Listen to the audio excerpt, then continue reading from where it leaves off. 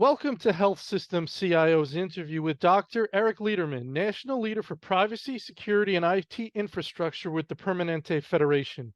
I'm Anthony Guerra, Founder and Editor-in-Chief. Dr. Liederman, thanks for joining me. I'm glad to be on. Thanks for inviting me. All right, great. So tell us a little bit, let's start off, tell us a little bit about your organization and your role. Everyone's heard of Kaiser Permanente, but the Permanente Federation could probably use a little clarity. So tell us a little bit about that entity. Well, Kaiser Permanente is an interesting organization, the way it's structured.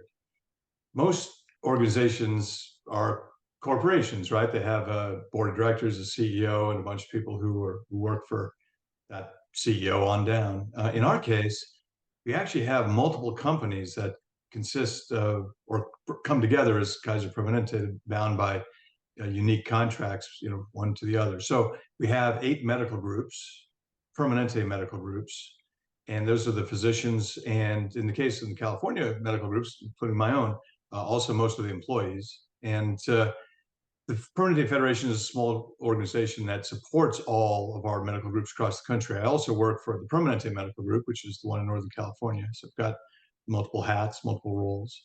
Kaiser Foundation Health Plan, who we're tightly partnered with, is the organization that, well, they sell the insurance, right? And they administer the insurance. They also own the buildings and they have IT and stuff, things like that. It's a mutually, interdependent relationship between the Kaiser side and the Permanente side. I work on the Permanente side, obviously. Okay, very good. And your role, a little bit about your role. It's an interesting role. I think we're seeing more. I think when I saw you recently at a conference in Boston, and you mentioned that you've been in sort of the security area of medicine for quite a while, the IT security area.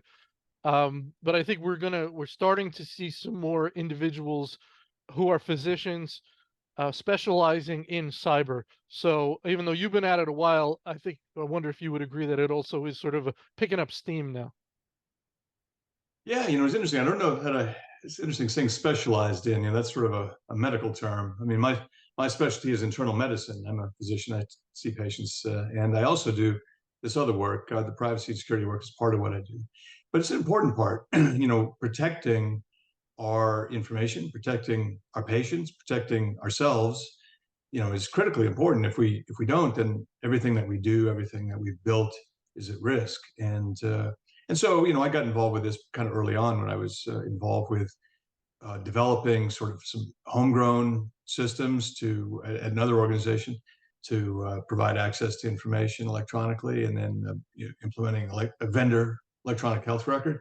I realized pretty early on that if we didn't also attend to the protection side, we were building our castle on sand, and it would ultimately risk collapse. And so I've been focusing on both sides, for a long, long time. And I'm glad to see, that there have been, as you point out, more and more, still a relatively small group of us, but more and more physicians who are engaged in this space. Because, the challenge is that cybersecurity professionals know what they're doing. I mean, I really like working with my colleagues who are cybersecurity professionals. They know how to protect us, but they don't know how to protect us while still allowing us to do the complex work of patient care.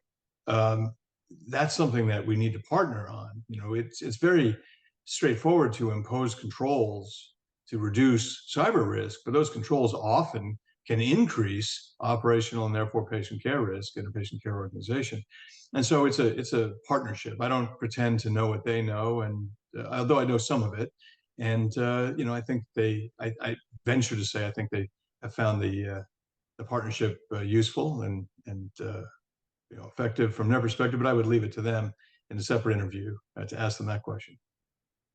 So you're making great points here. I mean, there's no question about it. And the usability issue is the most important thing, right? As you said, I mean, implementing security controls and locking everything down, anybody can do that, right? It's how do we do it while maintaining usability? And I think what you're saying is usability is defined by the user, and you are representing the physician to help the cyber folks understand what usability means to them in terms of the speed they have to work at, the information they want available, what interferes with their workflow.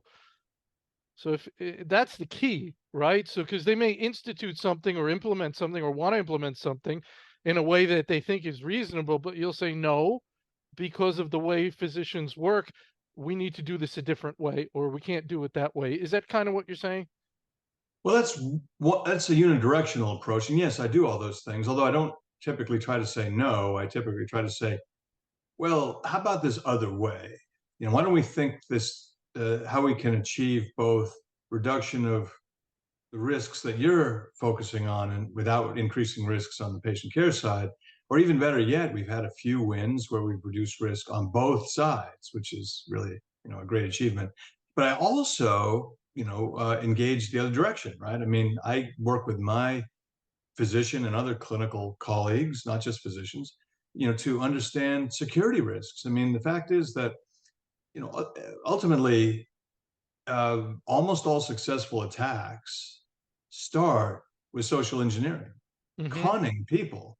Phishing is the most prevalent way of doing this, but it's not the only way. I mean, people making phone calls is another way, or text. We've all suffered from this, right? We all get these in our personal lives and maybe even also in our professional lives. I work closely with my colleagues. I have tens of thousands of physician and hundreds of thousands of other clinical colleagues who I work with who really, need to understand the risks of security and what they can do about it for two reasons. One is to protect our organization, but the other is to protect themselves. The way I've explained I've said countless times to my compliance and cyber colleagues about the folks who are on the right hand side of the tail who are clicking on multiple test phishing emails over and over again is these people are not our enemy. These people are at risk. They probably have their bank accounts cleaned out already. We need to help them. Absolutely. If they're clicking on everything at work, we assume they're also having some challenges in their personal life, right? Right, exactly. What would you say is the main thing that people who are non-clinicians don't understand about the way doctors work, or the sensitivities that they may have to interference in their workflow? So if you were speaking to a CISO at a health system who didn't have a lot of clinical background, clinical experience, maybe they were new in healthcare, what would you want them to understand about the way physicians work and the things that most bother them? Well, I think the most common misconception is that the way to understand aberrant behavior is to look for behavior that's not like the norm. Now, on the face of it, this sounds obviously true, but in medical care, it's obviously wrong. The reason is that while folks do the normal stuff we expect of them over and over again, a lot of the time, maybe even 80+% of the time, some of the time, they have to do different things. And those different things can be driven by operational reasons or patient reasons. So, for example, operational reasons. So, all of a sudden, there's been some kind of mini crisis, a bunch of people called out sick or whatever. We have to suddenly delegate, or move people from their normal jobs into these other jobs temporarily. And by the way, this happens constantly in hospitals. The nurse will show up for work and say, you know what? You were going to work on this unit, but we need you to work over on this unit, or we need you to cover lunch over here, or whatever. This happens constantly. Hmm. But also, patients change their status, and sometimes very rapidly. If you have a patient that goes from stable to unstable or trying to die, really unstable, over a short period of time, all kinds of folks who had nothing whatsoever to do with that patient's care 10 seconds ago are going to be descending upon them and needing access to their information and access to the patient and ability to write orders, et cetera, and do things, very quickly without any frictions because, time is of the essence. If somebody's having a stroke, every second they're losing, thousands of brain cells and they're not going to come back. We need to do something now to Hmm. fix that. If somebody's, heart has stopped, the oxygen is no longer flowing to their brain or other vital organs. We got to do something about that or else they're not coming back. And anything that slows down ability to access information or be able to take care of patients, um, basically specifically adversely affects really sick people. And ironically, attention can be focused on people who are considered VIPs, right? So if you have somebody who's considered, well, especially at risk, or, kid gloves, maybe it's the CEO of the organization, or it's the governor or the mayor or some, sports star or A-lister actor, well, they're going to be treated like they need to lock things down even more. But if you put these two things together and you take one of these VIPs that's getting really sick and you impose these kinds of frictions and controls, you're basically creating a situation where your organization selectively kills off VIPs who are getting sick. And that's really not a great business model. So that's very interesting. Um, and that can happen, you think, if sort of cyber measures are instituted in a sort of a rough way, in not a sophisticated, nuanced way, you can wind up with a situation where you're preventing access to needed information based on roles and responsibilities. One of the biggest things they want to do, identity and access management. This is one of the main things that cyber folks want to put it. It's very difficult to do. There's lots of people in hospital. As you said, roles are changing constantly, but this is one of the main ways, one of the main controls that they're using. I think your point is that, yeah, that's great and that's important, but let's play out some scenarios here and we could see where doing that and somebody jumps in, as you said, when somebody's crashing, a patient's crashing, certain people need to jump in and have access to that information.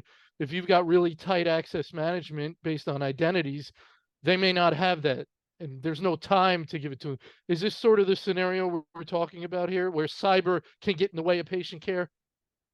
Yeah, I'll give you an example. So I was talking to a colleague recently who used to work at NASA, right? As a cybersecurity professional, and they were explaining to me that the Office of Personnel Management, your listeners probably remember they got hit, had their clock cleaned, probably by the Chinese, a number of years back.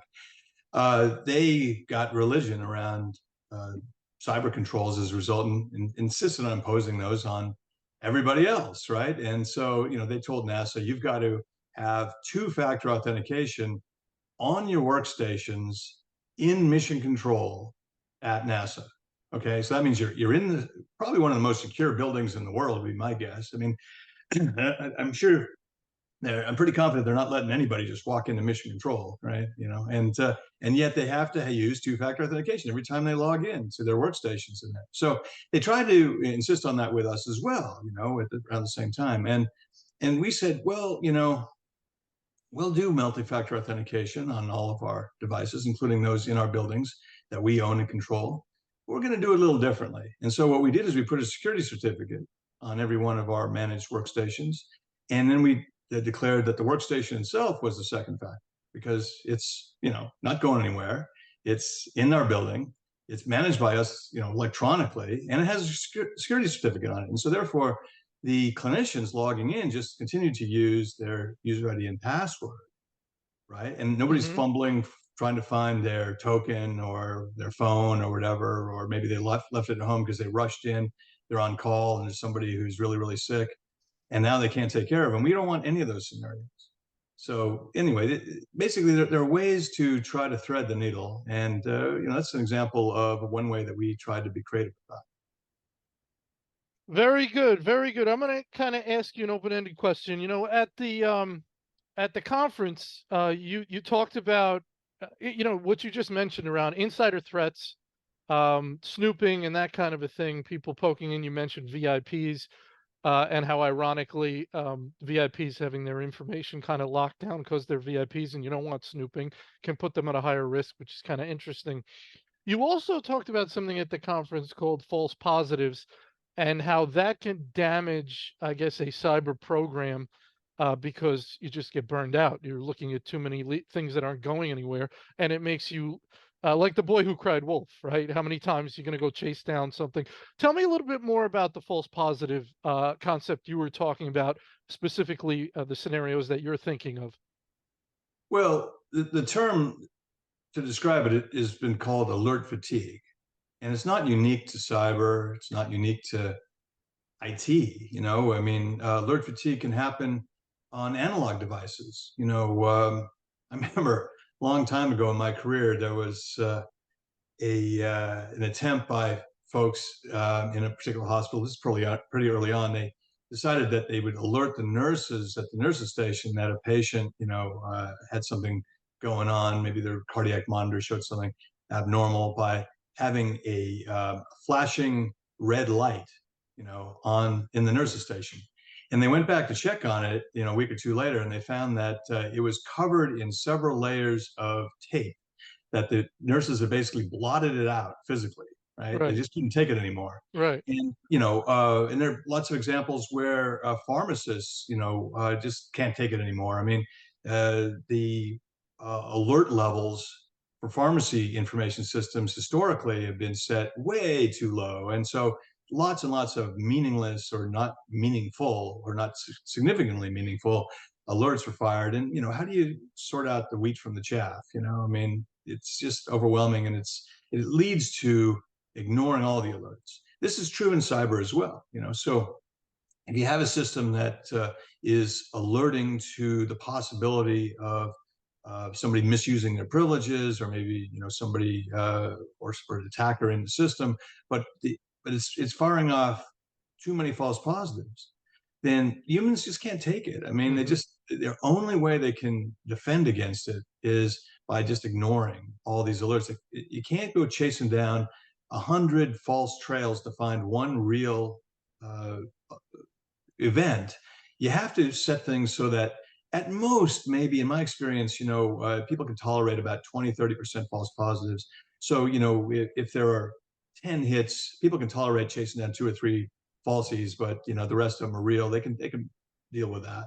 But if it's much more than that, it's very hard psychologically to manage. And so if you have a system where you're having people monitor, the term in IT is eyes on glass, and you've set it up so that they're just being overwhelmed with false positives, you really don't have eyes on glass. You just have eyes glazed over. Right, and so you have to be able to accept a certain amount of risk there, right? Because if you're trying to look at everything because you're afraid something's going to slip through, you have to say that we can't do that. So we're going to have to say, okay, maybe something's going to slip through, but we have to we have to get to that rate you talked about. Can't be higher than that 20, 30. Otherwise, it's just not going to work. So we're going to have to live with the outlier getting through, right? Well, yeah, right. There are different ways to manage this. So, Hmm. some organizations externalize the alert fatigue, right? So we've all had this experience where we're shopping and our credit card gets declined Yeah. because we're in a different city than we're used to, right? Hmm. And so there, the financial services company has externalized the alert fatigue to us as individuals, right? And so we have to call them and explain that it's a false positive, right? So, that doesn't work really well in healthcare. So that's, you can't say, oh well, you can't get access to that patient, oops, sorry. After an hour later, after you've gotten a hold of the help desk, oh yeah, well, the patient expired in the meantime, sorry. We can't do that. So there is, you could say you have to accept a certain amount of risk, but I would put it differently. I would say you have to balance the risks so that you have the lowest aggregate risk. There's no way Hmm. to make risk disappear. Any attempts to push a single risk down to near zero is just going to push other risks up. You got to look at the forest, not just one tree at a time. What else? So if your day to day, the stuff you're working on right now, like what are some of the big issues that you're working through on the cyber front, and sort of trying to help the entity that you work for manage? Like what's at the top of your top three on your list, or whatever you want to do, one or two, whatever. Well, it's, boy, that's, I would say holistically, Anthony, that the the threat landscape just keeps evolving, right? I mean, the risks keep changing. Our adversaries are well funded partly because we, the larger we, keep funding them. We pay them, with the larger we. I'm not Hmm. talking about my organization per Right. se, but I'm saying that, they extract a whole lot of money. They either steal it directly or they charge ransom or whatever, and then they invest in R&D. I mean, it's what worries me is that we may be constantly prepared to fight the last battle, and maybe not the next battle. It's sort of a maybe a meta way to have worry about it, but the specific worries I have, oftentimes we find ways to mitigate those. But what about the next thing that we haven't figured out yet? This is a great concern to me. I'll just give you one sort of really large example, which a lot of people talk about and write about, which is the maybe imminent, maybe not so imminent onset of quantum computing, right? Well, will quantum computing basically destroy all our defenses? Will quantum computing make encryption irrelevant? And will just allow adversaries to crack all our passwords immediately and crack all our communications? I mean, I don't know. I mean, that seems like a very frightening future. Are we prepared for that? What is coming up next, and what's coming up a little bit later? That, I guess, those are the things that keep me awake sometimes. Yeah, absolutely. That quantum computing concept of that singularity, or whatever you want to call it, the day when they get that done. Hopefully, the good guys are ready for that, or preparing for that day, and they kind of like an arms race, right? It really is an arms race, that you have to keep outlasting the opponent. AI is another thing that you worry about, that the bad guys will figure out how to use it better than the good guys and faster, and they'll somehow manage to start an attack, leveraging AI and maybe quantum computing, right? That's the fear. You talk about the fear is what could happen. So what do? We just do our best every day. Well, actually, as you know, at the conference, I was on a panel talking about AI and cybersecurity. Yeah, there are a lot of risks that AI poses to us, a lot of promise that AI holds for healthcare. But in terms of the risk side, AI holds the possibility of allowing rapid development of attacks against vulnerabilities, right? Hmm. Map up, define all all the vulnerabilities in this organization, and create an attack pattern for me. I mean, it could be that the people who are sophisticated will get better tools, and the people who are unsophisticated will grow in large numbers, and we'll have many more people attacking us, so many more organizations. The other thing is that on the positive side, AI could be used to find vulnerabilities in the software development process and eliminate them. And so there's the hope that new software coming out would be less at risk, maybe substantially less at risk. But that still creates a legacy risk for us, because we've got all this old software, right? And therefore, there's an imbalance. The attackers with the AI, at least for some period of time, maybe a decade or more, would have better use of it than Hmm. our use in terms of defense, and therefore we'll be on the back foot. Also, of course, as all my CISO colleagues know, and as some of them periodically mention to me, the attackers only have to get it right once. We have to get it right all the time. It's there's a fundamental imbalance anyway. Yeah, at the beginning of our talk today, you said that one of the reasons that you became interested in cyber was that you didn't want healthcare to be built on a house of sand, the expression you used, A uh, foundation of a yeah. foundation of sand. That's right. Foundation makes more sense. Um, a lot of times when I do interviews with different cyber folks, or listen to presentations, read articles, that's what I feel like. I feel like it currently is built on a foundation of sand, in the sense that it's extremely vulnerable. And I wonder if you feel the same way, or if you feel a little more confident in the ability of health systems to survive being perhaps targeted. And maybe that's a different scenario, sort of the general state of things versus winding up in the crosshairs of a nation state for some reason, maybe because of the research you have going on or something. And I think there's very few folks that have a high degree of confidence in their ability to withstand being specifically targeted. Anyway, your thoughts around my concern that things are fairly fragile. Well, as I understand it, remember, I'm not a cybersecurity professional, but I work with many cybersecurity professionals. So I'll tell you what I've learned from them. I think I've got this about right. Most of the nation states are not interested in being found out, right? So they're not going to basically detonate ransomware in our environment and make clear that we know that they're there and that we want to pay them. They want to come in very stealthily, and they want to take our data. Maybe it's research data, maybe it's troves of patient data. I mean, this all started, of course, in 2015 with the big Anthem hack, and then OPM. You know, as I understand it, this is probably a cyber espionage play, right? But so have we already had our clock cleaned that way? Maybe we don't know. You know? So that there are those. Some nation states, as I understand it, are sort of mafia states, and they act more like cyber gangs, and maybe they do want to come in and extract money out of us by any means necessary, just like cyber gangs do.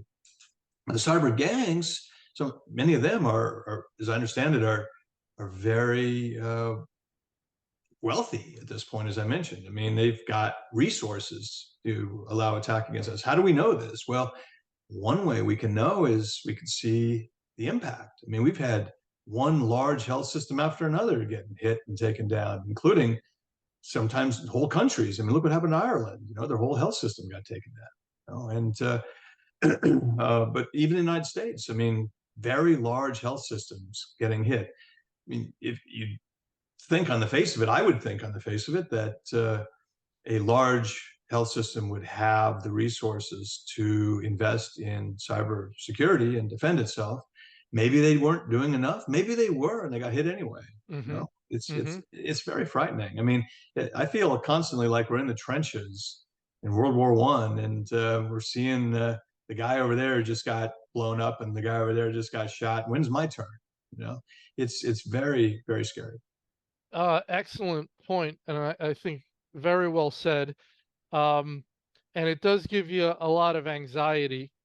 And so one of the ways to deal with that anxiety, or one of the ways to process it, or how sort of precarious everything is that operational resilience, which is if and when the systems are not available, how prepared are we to continue operations, or how prepared are we to decide in what ways we're going to try and continue, where, when, and how are we rerouting patients? How do we keep that fluid situation handled properly? How do we give people some idea or some preparation to be able to operate and provide clinical care without the systems that they're used to, without the tools that some of the younger ones have never operated without?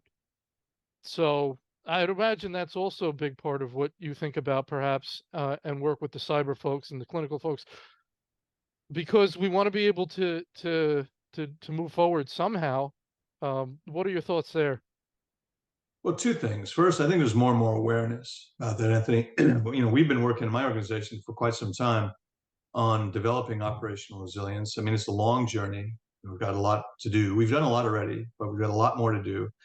I think other organizations are doing this as well, at least they're tackling it. I'd say that the evidence in effectiveness of operational resilience, however, unfortunately, isn't really obvious quite yet. I mean, if you look at how long health systems' basic functions, basic technology functions like electronic health records are down for after a ransomware attack, it hasn't really changed in the last few years. It's still 3, 4, 5, 6 weeks. It hasn't really changed. And the impacts on the ground, which are often hard to discern. I mean, so for instance, some of these health system attacks over the last year and a half or so, we haven't been able to get any information from any of the directly affected folks in those health systems because I guess their lawyers tell them not to talk to anybody, which I think is highly problematic and dysfunctional for all of us.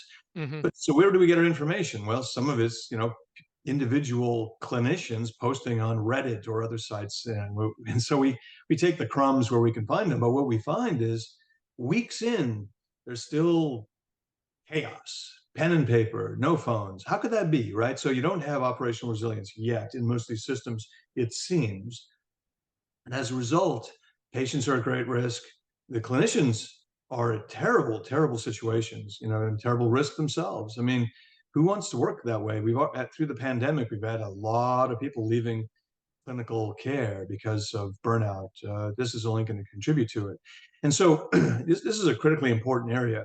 But on the other hand, it's a tough sell in a tough financial environment, which many healthcare organizations find themselves in, because in effect, it's insurance, right? It's insurance that you hope never to use. And so it's a cost center, like all these protections are. This is a constant battle. So in effect, I think that what we all have to do is all of us who are in a position to sell these ideas to senior leadership, is to make it clear that it's not really a matter of if anymore, whether we're going to get hit. It's just a matter of when. The sophistication of the attackers and the persistence of the attackers is such that we should probably just count on it. Hopefully it'll happen further out in the future when we're more ready, but we've got to get ready. I think that's the argument that we all have to make. Uh, Interesting. Let's talk a little bit about providing clinical care without certain tools. And I wonder if it's fair to ask physicians who perhaps cannot order imaging. And I'm no clinician by any means, although my wife is a nurse practitioner. I've heard a few things here and there. Um, but tell me if this analogy makes sense. It's like you have a carpenter and they have their tools, and you say, go build a house. And they say, sure. And then you take that same carpenter and you take all their tools away and you say, go build a house. And they stand there and look at you and say, what, are you kidding me?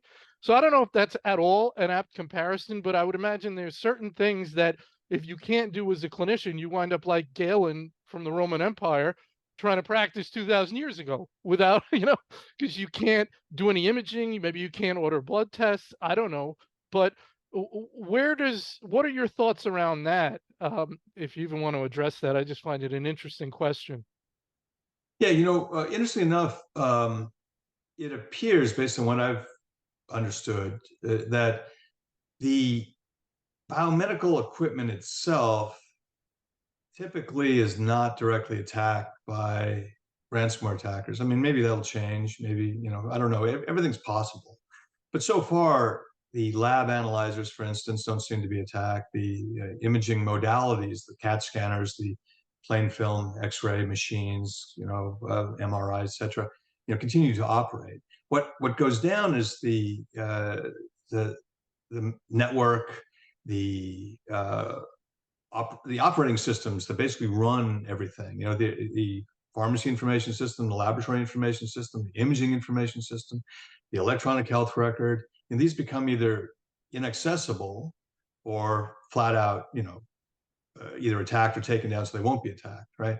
And so, from what I understand in my conversations with those who are willing to talk to me and my colleagues about this, it's possible to get labs done at a limited degree, and it's possible to get radiology studies done to a limited degree. But the ability to get the results of those studies is extremely restricted. So typically, as I understand it, in organizations that have been hit with ransomware, the only place that you can view the image that was acquired is on the machine that acquired it. So you have to find out which machine that was and go Hmm. to the machine physically Hmm. and look at it. And while you're looking at the image on that patient, no other patients can have their images acquired, right? It's one or the other. You either look or you acquire, right? Hmm. So throughput is drastically reduced. And then in terms of the labs, not only without a laboratory information system, using the analyzers directly is extremely slow compared to using laboratory information systems. Your throughput for labs is greatly reduced. And how do you get the information back to the folks who need it? So obviously, the person who ordered the lab, Hmm. hopefully the lab knows who that is, and you can use runners, maybe a vacuum tube system if it's in a hospital. But what about the other folks who need to know that lab result? Consultants or others who care for the patient. No way for the lab to know who they are. And in the absence of an electronic health record, how are they supposed to access the information? It all becomes extremely problematic. And our phone systems are not analog. They're IP. Hmm. They go down too. How do people call each other? What about directories? Who's on call? Hmm. Who's on call right now for this specialty? How do I reach them? Cell phones will still work, but do we have each other's cell phone numbers? I mean, you have to start thinking in terms of preparation this way. What will we still have? What will we not have? How can we make best use of it? So, for instance, something as simple as every single day, every hospital prints out at least one copy of who's on call and what their cell phone numbers are. And then, if necessary, if that's the day they get hit, then somebody runs to the copy machine and makes 1,000 copies and just starts handing them out to everybody. I mean, these are simple mitigations, but you have to think this way. Right, and the copier has to have ink and it has to have paper, and someone's got to make sure and all that kind of stuff. But yes, I understand what you're saying. One more question. I've already kept you over time here, but I am interested in the state of patient care in a cyber event, which you just discussed. You went into different scenarios about the challenges that could come up. The state of patient care, which could be very fluid. What do we have access to? What don't we have access to? What can we do for patients? What are the limitations? What are the impact? In juxtaposition of the decision around diversion. So, as an entity, you're saying, well, here's what we can do. You also want to be informing patients who are either at the system or maybe coming to the system of the current state of care and possible increased risks based on how things have been affected, so they can make a decision of whether or not they want to come to your entity and receive care under that situation, or do they want to go somewhere else. So that's a bit voluntary, but then it could also be a decision by the health system that says, based on the current environment, we are not accepting patients for the next 6 hours because we can't do A, B, and C. You see, all these things are interesting to me and fluid and but real. Are these not going to be real issues in a real time situation? Well, let's take these. These are two separate things. One is what do you tell everybody, and secondly, what kind of divert decisions should be made, right? Hmm. So, in terms of communications, my perspective as an individual, I'm not a lawyer, and I'm not the CEO of any any of our companies that make up Kaiser Permanente. But my view is that we need to be transparent if we get hit. We need to tell everybody what's going on so that everybody can know and be Hmm. fully informed and make the best decisions they can make. In terms of diversion, it isn't as simple as simply saying we're going to divert, we're not going to accept ambulances, we're not going to accept patients into emergency departments, whatever. These are decisions that are made in conjunction with county and sometimes state leaders, right? Because if everybody goes on divert, let's just take that example. Let's say every hospital in a county goes on divert. Well, then where's anybody going to go get care, right? This is not just the decision of the organization or the decision of the hospital, as I understand it. I'm Yeah. not in emergency operations, that way. But this is what they tell me. This is my Uh-huh. colleagues, right? So it's really a collaboration. So my colleague Christian Dameff, who's Yeah. an emergency physician down at UC San Diego, recently published a very well done article on the impact of the Scripps ransomware attack on the UC San Diego emergency department, clinics, and hospitals. Right? Basically, this 5 hospital system, Scripps, got hit, and they had their electronic health record down for about a month. Like pretty much everybody else, right? And the impact was pretty well widespread. Now, I knew the impact informally on our organization. We're also in San Diego, Kaiser Permanente, but we generally see mostly our own members, and so we're a little bit more isolated that way. We're sort of a closed system. Although anybody with MTALA can walk into our emergency departments, but certainly UC San Diego documented they were hit really hard, and it really overwhelmed them in some cases.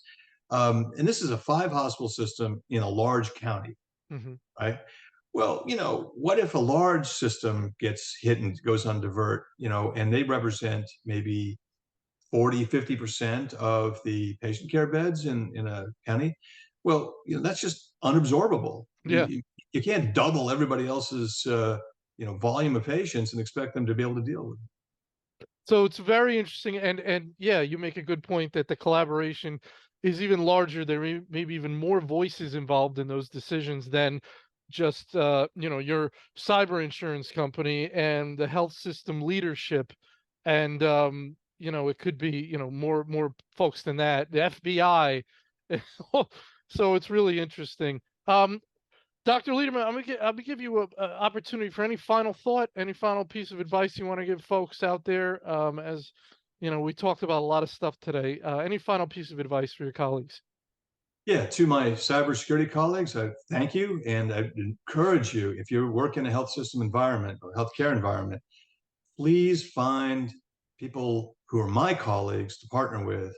It'll be to your advantage and to the advantage of the organization. And one secret advantage, it isn't so secret because I actually gave a joint talk with our Chief Information Security Officer at the HIMSS Global Conference this last spring on this topic. It's actually good job security, because if you're making decisions jointly with clinical and other leaders and the decisions end up not being the best and things go wrong, you'll keep your job. Right, because it's a joint decision, right? And then Yes. my colleagues who are in my side of the fence, I would say step up and partner actively with your cybersecurity colleagues. It's to the advantage of everybody. Great, great advice. Wonderful talk, Dr. Liederman. Thank you so much for your time today. Well, thank you, Anthony. Thanks for inviting me.